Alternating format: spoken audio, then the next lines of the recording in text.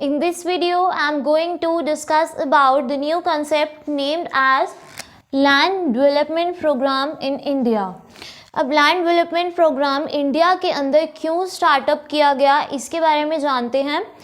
Agriculture sector क्या था, उन दिनों बहुत ज़्यादा वीक चल रहा था, प्रोडक्शन इतनी नहीं हो रही थी, पॉपुलेशन आपकी डे बाय डे ग्रो कर रही थी और इनहेरिटेंस सिस्टम की वजह से क्या हो रहा था, जो लैंड थी वो स्मॉल स्मॉल पार्ट्स में डिवाइड होती जा रही थी, जिसकी वजह से यील्ड जो मिल रही थी वो भी बहुत कम थी। उसके अलावा एक ज़मींदारी सिस्टम था हमारे जो है इंडिया के अंदर। ज़मींदारी सिस्टम के अंदर क्या होता था कि किसी पर्सन के पास तो बहुत ज़्यादा लैंड थी, बट किसी एक पर्सन के पास या फार्मर के पास बिल्कुल भी लैंड नहीं होती थी। वो उसके मतलब ज़मींदार जो होता था उसके पास जाकर काम करता था, फिर भी उसको इतनी अर्निंग्स नहीं होती थी कि वो अपनी फैमिली की फूड रिक्वायरमेंट को फुलफ़िल कर पाए। तो ये जो लैंड थी वो बहुत ज़्यादा अनडिस्ट्रीब्यूटेड फॉर्म में थी। तो इसी को सेटल डाउन करने के लिए, लैंड की सेटलमेंट्स करने के लिए इंडिया के अंदर, ताकि जो हर किसी के पास एक प्रोपोर्शनेट रेशो हो लैंड की, किसी के पास ज़्यादा या कम वाला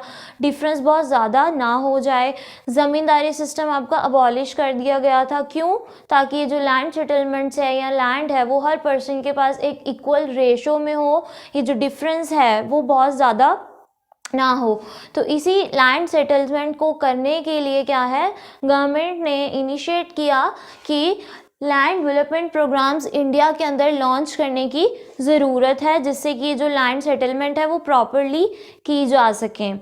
अब हमने बात की थी दो रिफॉर्म्स के बारे में, technological and institutional. Institutional reforms में हमें पढ़ा था कि गवर्नमेंट ने क्या किया था, कलेक्टिवाइजेशन किया था, कंसोलिडेशन ऑफ होल्डिंग्स, ये सब मेजर्स जो है गवर्नमेंट ने लिए थे। अब कलेक्टिवाइजेशन क्यों किया गया, ताकि इनहेरिटेंस की वजह से जितनी भी लैंड आपकी स्मॉल पार्ट्स में डिवाइड हो गई है उसको आप कंसोलिडेट कर सके, कलेक्टिवाइज कर सके, ताकि उससे जो मिलने वाली यील्ड है आपकी वो ज़्यादा हो। उसके बाद इंस्टीट्यूशनल रिफॉर्म्स में आपकी ज़मींदारी सिस्टम को अबॉलिश कर दिया गया था, ताकि हर एक पर्सन के पास एक प्रॉपर रेशो में जो है लैंड हो जाए, और ये जो डिफरेंस है कि किसी के पास बहुत ज़्यादा लैंड है, किसी के पास बिल्कुल भी नहीं है, ये ख़त्म किया जा सके।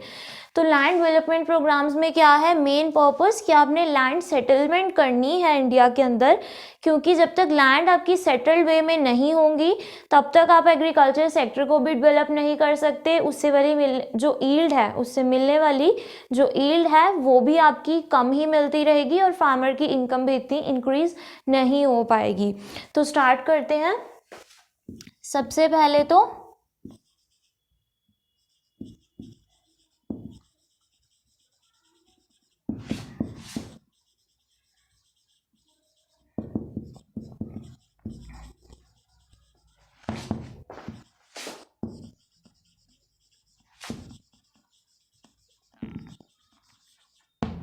Consolidation and collectivisation of land holdings, यानी स्मॉल जो पार्ट्स थे लैंड के उनको कलेक्ट करके कंसोलिडेट करके a big part of land बना दिया गया, जिससे जो मिलने वाली यील्ड है वो आपकी ज़्यादा प्रोड्यूस हो। और लैंड डेवलपमेंट प्रोग्राम्स के लिए और क्या क्या चीज़ें इनिशिएट की गई थी वो डिस्कस करते हैं। इसके अंदर क्या था, गवर्नमेंट ने जो है स्पेशल एग्रीकल्चर प्रोग्राम्स और वेदर कंडीशंस के प्रोग्राम्स जो है ब्रॉडकास्ट करने शुरू कर दिए थे टीवी पर, रेडियो पर, ताकि फार्मर्स को क्या हो, वेदर कंडीशंस के बारे में प्रॉपर इन्फॉर्मेशन मिलती रहे, उसी के अकॉर्डिंग वो अपनी एग्रीकल्चर प्रैक्टिसेस में चेंज ला सकें कि अगर मौसम आपका बारिश वाला है तो आपको इतनी इरिगेशन करने की ज़रूरत नहीं है। इस तरह की इन्फॉर्मेशन जो है गवर्नमेंट डेली बेसिस पर रेडियो एंड टेलीविजन पर ब्रॉडकास्ट कर रही थी, जिससे फार्मर को हेल्प हो सके। उसके अलावा नई नई टेक्निक्स, एग्रीकल्चर प्रैक्टिसेस जो हैं ब्रॉडकास्ट की जा रही थी, ताकि फार्मर्स को भी टाइमली चेंजिंग एग्रीकल्चर प्रैक्टिसेस का पता लग सके। तो इसके अंदर आएगा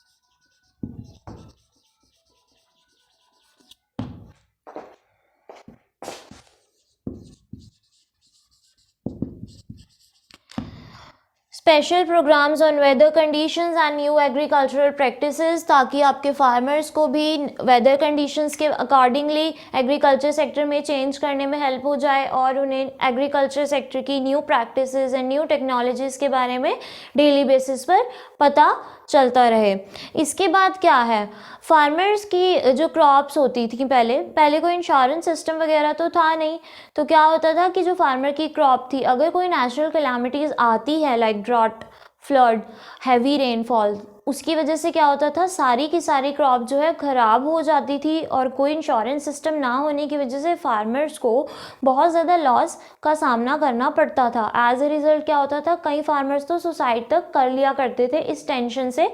तो क्या हुआ, गवर्नमेंट ने स्टार्ट किया crop insurance system.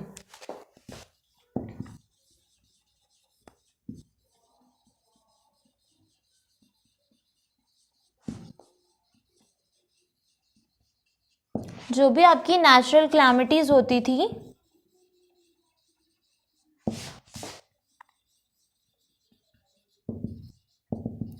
Like drought, flood, cyclone etcetera,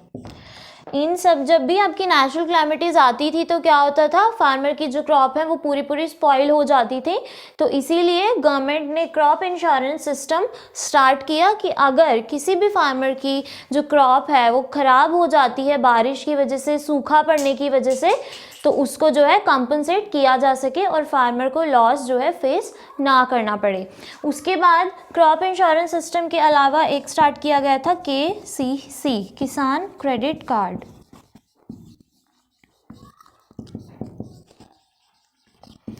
अब ये जो KCC मीन्स किसान क्रेडिट कार्ड फार्मर्स को इशू किए जाते थे ताकि इजी टर्म्स एंड कंडीशंस पर उन्हें लोन प्रोवाइड किए जा सकें, और इस कार्ड की हेल्प से वो जो सीड्स हैं, फर्टिलाइज़र्स हैं, केमिकल्स हैं और जो रिक्वायर्ड इक्विपमेंट्स हैं उन्हें इस कार्ड के बेसिस पर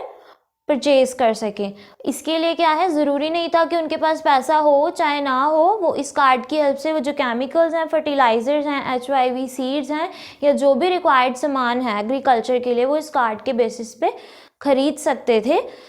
अंडर द किसान क्रेडिट कार्ड। और इसके अलावा क्या था, रूरल एरियाज़ को डेवलप करने के लिए गवर्नमेंट ने यहाँ पर क्या क्या ओपन किया था, RRBs यानी रीजनल रूरल बैंक्स, उसके अलावा cooperative societies,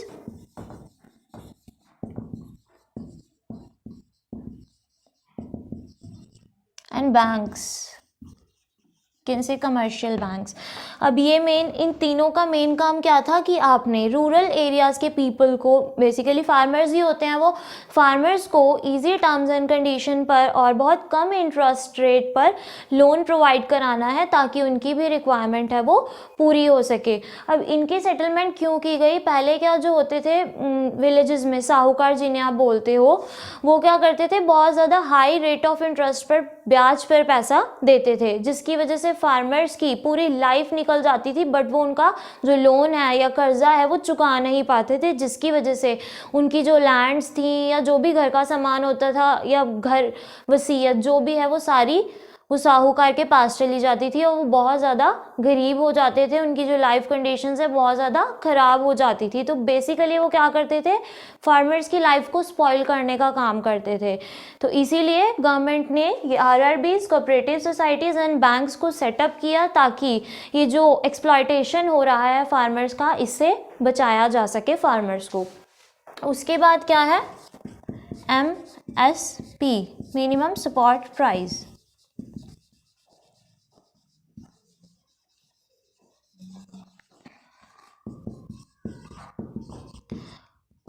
what is MSP, the minimum support price. ये हमने लास्ट वीडियो में डिस्कस किया था कि गवर्नमेंट ने यील्ड के लिए, प्रोडक्शन के लिए एक मिनिमम प्राइस सेटअप कर दिया था कि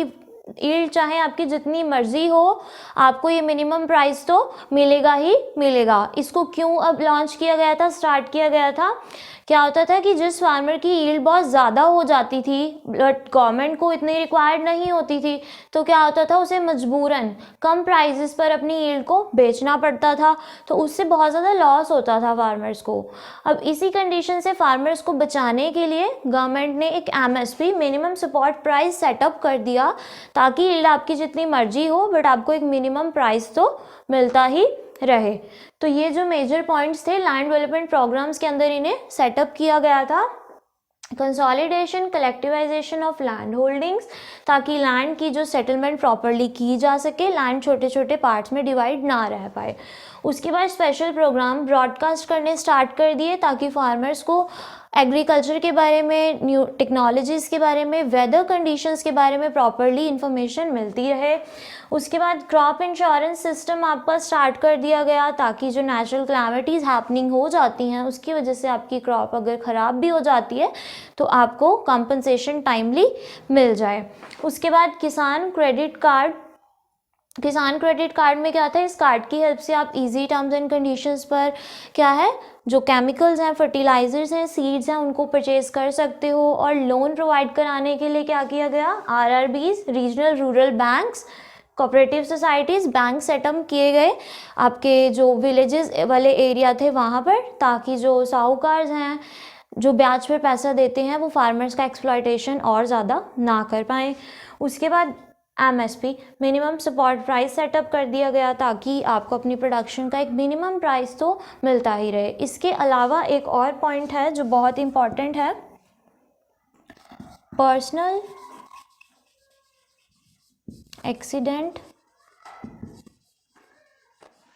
insurance system. Personal accident insurance system जो है फार्मर्स के लिए लॉन्च किया गया था, कि अगर एग्रीकल्चरल प्रैक्टिसेस में किसी को कोई लॉस होता है या किसी की फार्मर की डेथ हो जाती है तो उसकी फैमिली को कॉम्पनसेट किया जा सके, ताकि उनको हेल्प हो जाए और उनकी जो लाइफ की सिचुएशंस हैं या कंडीशंस हैं वो ख़राब ना हो। क्योंकि एक फैमिली में फार्मर ही होता है जो अपने घर के लिए पैसा कमाता है, अगर उसी की बाय चांस किसी भी वजह से डेथ हो जाती है तो इस इंश्योरेंस सिस्टम की हेल्प से उसकी फैमिली को या उसके नॉमिनी को कॉम्पनसेट कर दिया जाता है, ताकि उसकी फैमिली उसके बाद ईजिली सर्वाइव कर सके। So these all points comes under the land development programmes in India.